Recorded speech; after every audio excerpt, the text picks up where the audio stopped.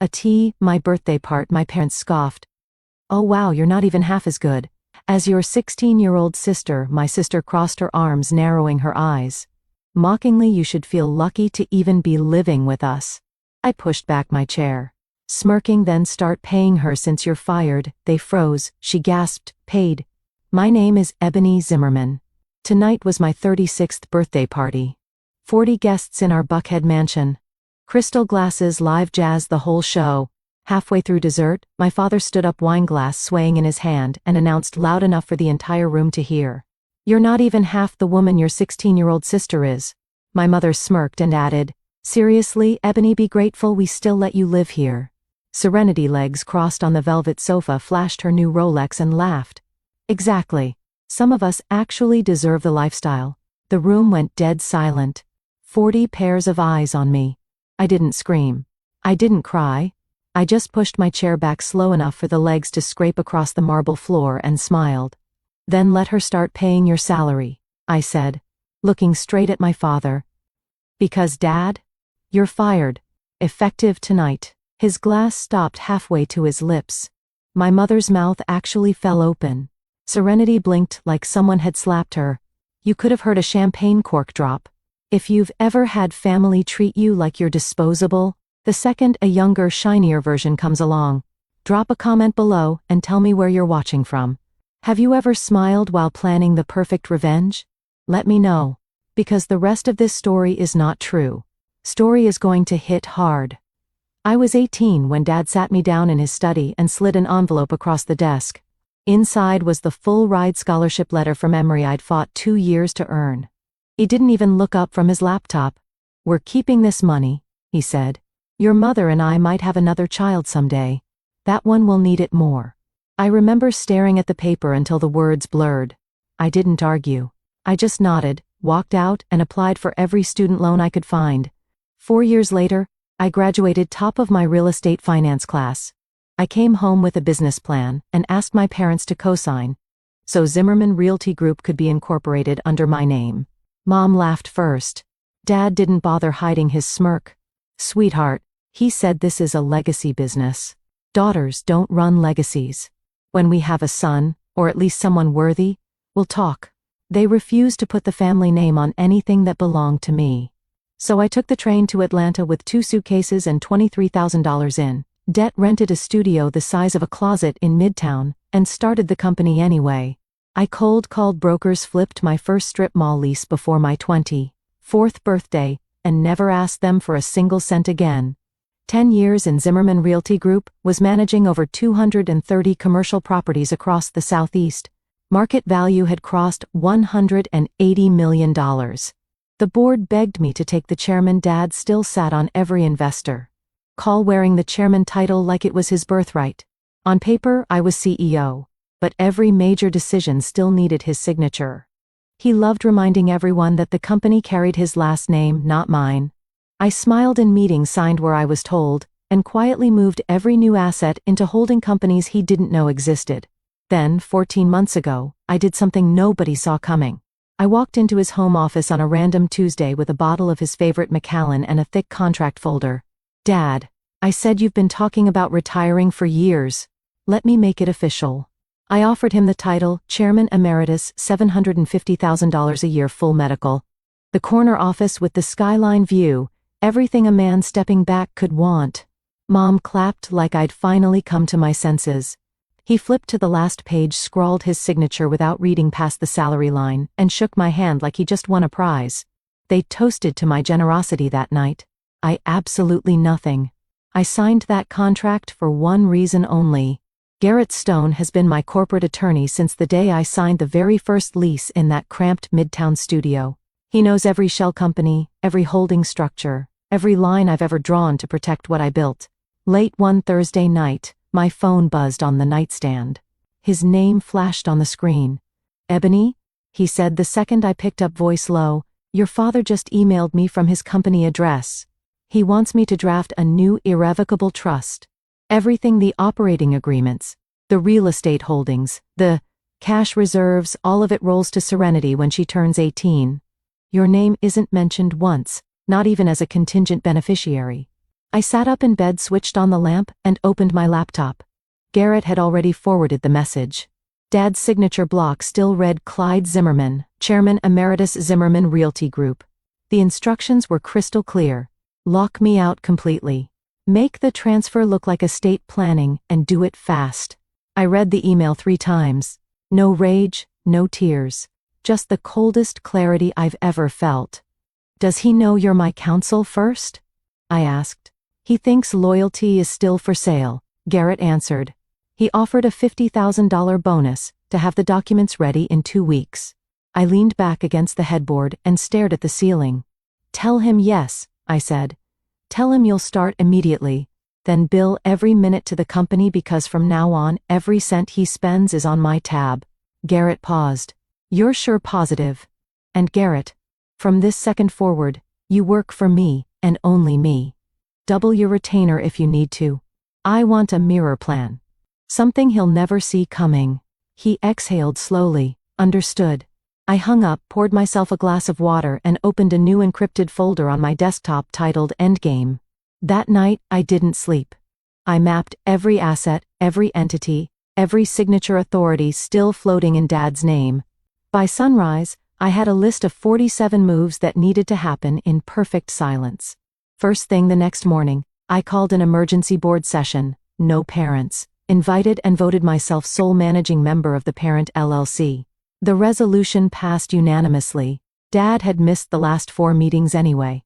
Next, I created the Ebony Zimmerman Irrevocable Trust in Delaware, appointed Garrett and 2 independent trustees. He trusted and began quietly transferring ownership of every new lease and every refinancing into the trust's name. Old assets stayed where they were for now. I needed the illusion to remain intact. I kept the corporate credit cards active. I left Dad's name on the country club membership and the season tickets.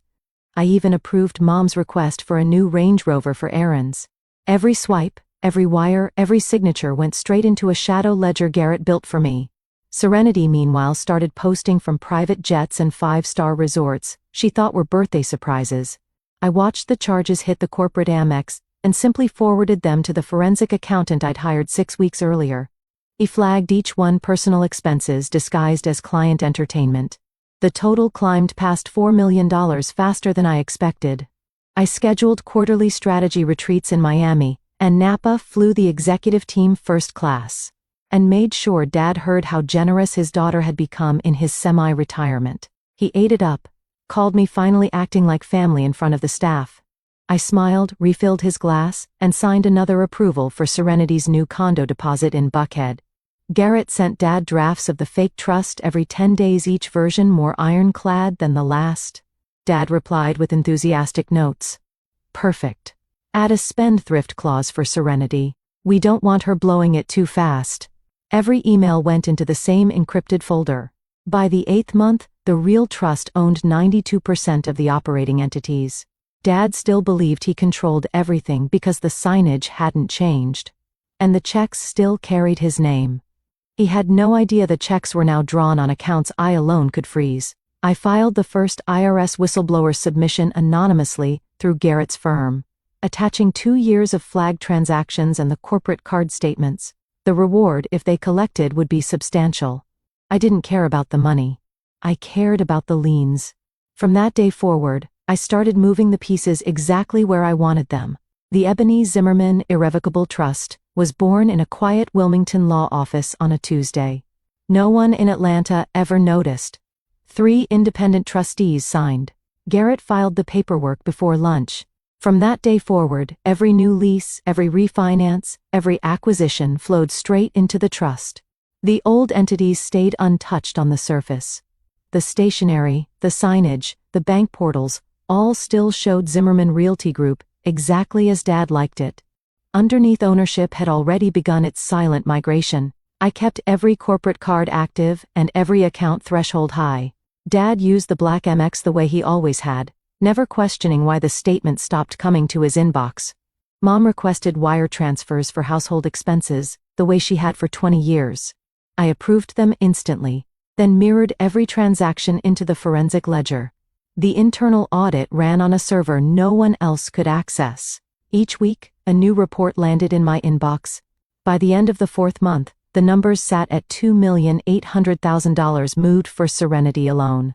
Private high school tuition in Switzerland, billed as employee training. A $2 million condo in Midtown titled directly to a 16-year-old listed as marketing internship housing. First-class deposit for a 3-week summer tour across Europe coded as client site visits. Every line item carried Dad's digital approval or Mom's handwritten note. I printed nothing. I forwarded nothing. I simply let the total climb. Garrett scheduled quarterly trust reviews in person, always at my penthouse after 9 at night. We sat at the kitchen island with 2 laptops and a bottle of water between us. He showed me the new percentages, 42,587,189. Each meeting ended the same way. One more batch of operating agreements re-registered under the trust, one more layer of distance between what my parents thought they controlled and what actually belonged to me. I started requiring 2 signatures on every check over $50,000, mine and Dad's. He loved seeing his name still mattered. He signed without reading the memos. The memos of course now reference the trust as payee Serenity posted constantly. Private jet selfies from Teterboro shopping bags en route on a caption that read, "Living my best life before college even starts." I saved every story, every tag, every geotag. The accountant matched the timestamps to the corporate charges within minutes. Dad scheduled a family legacy dinner and bragged to cousins about the European trust he was finalizing. I smiled across the table, complimented the wine, and later that night, moved another 11 properties into the trust while they slept. By month 6, the forensic total crossed 4.2 million. Garrett walked into my office carrying a single USB drive. "Enough for felony misappropriation," he said. I took the drive, plugged it into the isolated laptop, and submitted the form. 211 whistleblower package to the IRS before midnight. No name, no return address, just 47 pages of bank records, card statements, and board minutes showing who authorized what. The IRS acknowledgement came back in 9 days. Case number assigned, investigation opened. I closed the email and scheduled the birthday venue. I booked the same ballroom Dad used for his 60th, same caterer, same string quartet. I sent the invitations myself, handwritten notes on heavy cream stock. "Please help me celebrate 36 years and the next chapter of Zimmerman Realty Group." Dad called to say he was touched. Mom asked if she could bring the new Rolex she'd bought for Serenity as a table gift. I told them of course. Garrett installed a ceiling-mounted projector disguised as a chandelier fixture 3 days before the party. Mrs. Blanca Aguirre, our housekeeper of 23 years, received her own invitation and a quiet request to sit near the front. She looked me in the eye and nodded once. She already knew every seat was assigned. Every slide was timed. Every document was triple-checked. And I chose my 36th birthday to end it all. The ballroom looked perfect.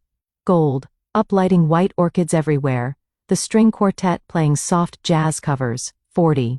Guests in black tie, milled around high tops, laughing over old deals and new babies. Dad had already knocked back 3 bourbons, and was working on a 4th. Mom floated from table to table in a champagne silk gown, diamond earrings flashing every time she turned her head.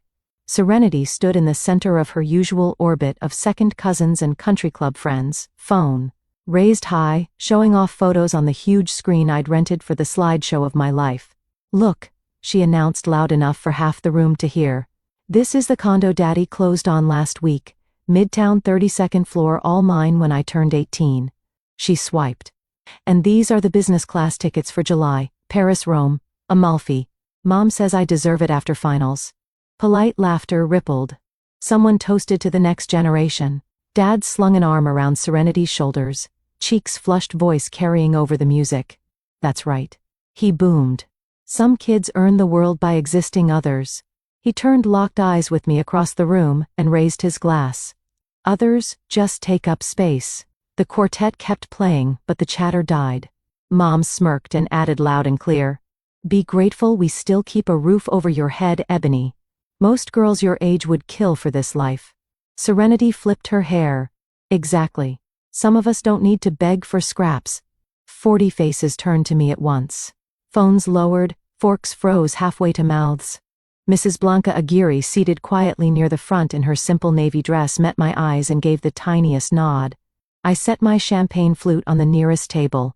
The clink echoed. I walked to the center of the room, heels silent on the marble, and smiled the same smile I'd practiced in the mirror for weeks. Then let her start paying your salary, I said, voice calm, loud enough for every microphone hidden in the flower arrangements to catch. Because Dad, you're fired tonight. Dad's glass slipped in his hand. Bourbon splashed across his shoes. Mom's mouth opened, closed, opened again. Serenity actually laughed, short, nervous, waiting for the punchline. I lifted one finger. That was the signal. The lights dimmed without warning. The quartet stopped mid-note. A low mechanical hum came from the ceiling as the crystal chandelier rose on invisible wires, revealing the hidden projector lens. Garrett Stone stepped out from behind the dessert station in a charcoal suit, remote in hand. He pressed the button. The screen lit up with the first slide, 20 feet wide in bold black. Letters on white: Zimmerman Realty Group Employee Termination Notice. Clyde Zimmerman, Chairman Emeritus, effective immediately. Gasps rippled outward like rings in water. Phones came back up, this time recording. Dad stared upward, mouth working soundlessly. Mom grabbed his arm. What is this? Ebony turned it off right now. I didn't move. Garrett clicked again. Slide 2. The employment agreement Dad had signed 14 months ago. His own looping signature circled in red. Page 14, highlighted: employee serves at the pleasure of the board, and may be terminated without cause upon written notice. Slide 3, board resolution dated the same week, signed by every director, removing Dad from all voting rights. Slide 4. A simple org chart. My name at the top. His name crossed out in red. Serenity shrieked. This is a joke, right? Turn it off. Garrett ignored her and kept clicking. Garrett pressed the button, and the screen blazed with the first line. Garrett's voice cut through the frozen silence, calm, professional, merciless. Slide 5. He announced. A single page filled the screen. Dad's employment contract, paragraph 17 circled. In red: at will employment termination without cause or notice, severance 0. Dad lunged forward. This is insane. I own. Slide 6. Garrett continued. A spreadsheet replaced the contract, 38 rows, dates, amounts. Descriptions: 180, valor $400, labeled family. Educational support $2,100,000, labeled future heir. Residence for $12,000, labeled European cultural enrichment. Every line traced from company accounts to personal ones bearing Serenity's name or Mom's maiden name. Guests started whispering, phones angled higher. Dad's face drained of color. Mom clutched the table edge, knuckles white. Slide 7, a letter on IRS letterhead, official seal, case number. Date stamped 8 months earlier, receipt of Form 211, whistleblower submission. Investigation opened for potential criminal tax fraud, misappropriation of corporate funds, and filing of false returns. Someone in the back actually dropped a glass, it shattered. Garrett did not pause. Slide 8, a simple declaration of trust. Ebony Zimmerman, irrevocable trust, dated 14 months ago. Sole settlor me, sole trustee me. Current assets: 100% of Zimmerman Realty Group operating entities, real property holdings, and liquid reserves. Dad roared, voice cracking. You can't do this. That company carries my name. Garrett clicked again. Slide 9. A Georgia Secretary of State filing articles of amendment. Company name changed effective 48 hours from tonight. Easy Realty Holdings LLC. All references to Zimmerman removed. Mom finally found her voice. You ungrateful. Slide 10. Garrett said, Bank of America letterhead, account closure. Notices for every corporate card in Dad's wallet and Mom's purse, effective midnight. Serenity screamed high and sharp.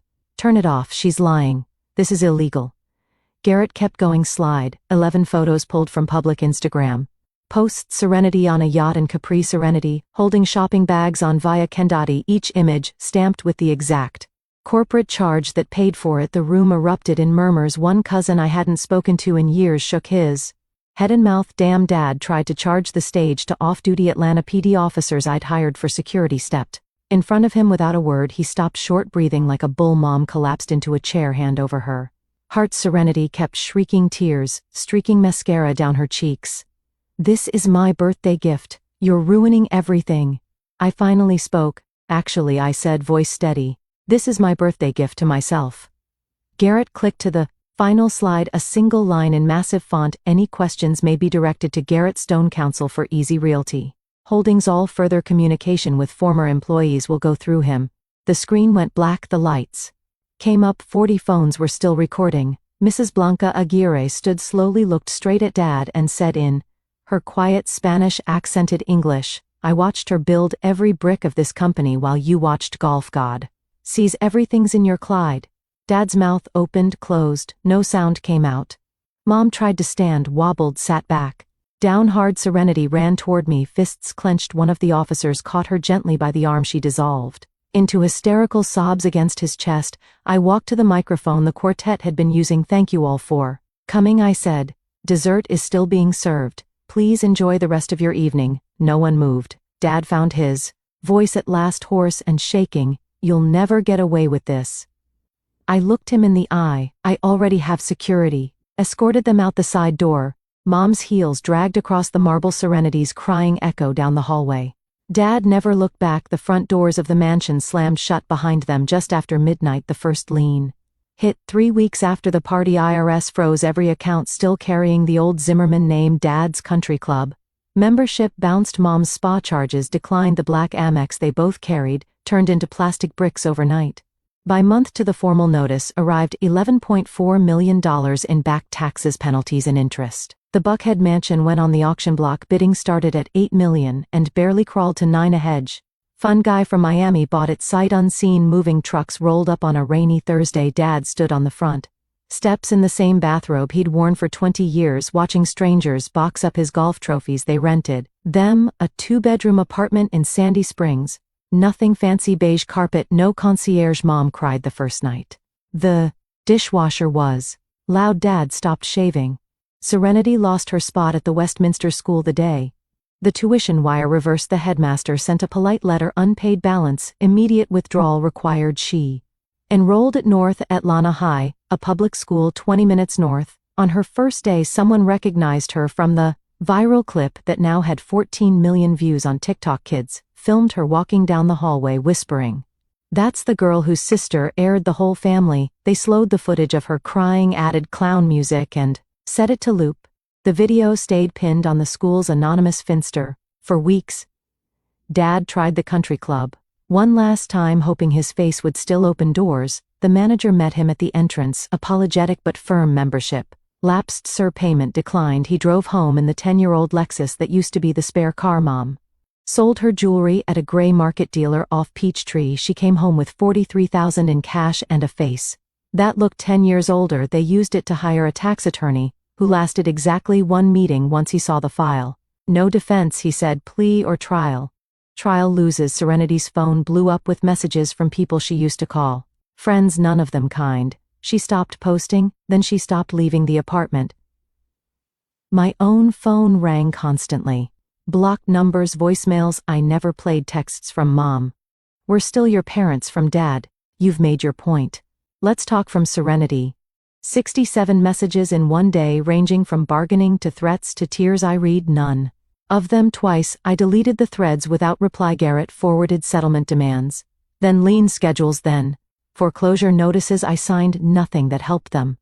I signed everything that finished the job. The company now, Easy Realty Holdings, posted its best quarter ever. Investors who once kissed Dad's ring now lined up at my door. I expanded into Charlotte and Nashville before Labor Day. Dad took a part-time consulting gig for a strip mall broker in Roswell, $40 an hour. He told the owner not to use his full name on the website. Mom started volunteering at a church thrift store because the silence in the apartment was worse than the noise. Serenity cut her hair short, dyed it dark, and started taking the bus. She told her new guidance counselor her last name was Smith. One Sunday morning, Dad showed up at my office building. Downtown security called up. I watched him on the lobby camera, thinner, unshaven, holding a manila envelope like it was a white flag. I told the desk to say I was in Tokyo. He left the envelope. Inside was a single sheet. I was wrong. "I'm sorry, no signature."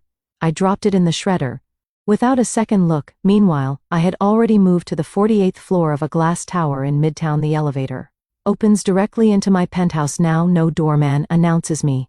No one waits in the hallway with opinions. I never asked for just floor-to-ceiling glass, and the entire Atlanta skyline spread out like it was built for me alone. Easy Realty Holdings closed its last fiscal year at $412 million in assets under management. We Own half the new high-rises you see going up on Peachtree, a chunk of the Beltline developments in every class. A lease from here to Charleston. The board meets in a room that has my name on the door in brushed steel, no legacy.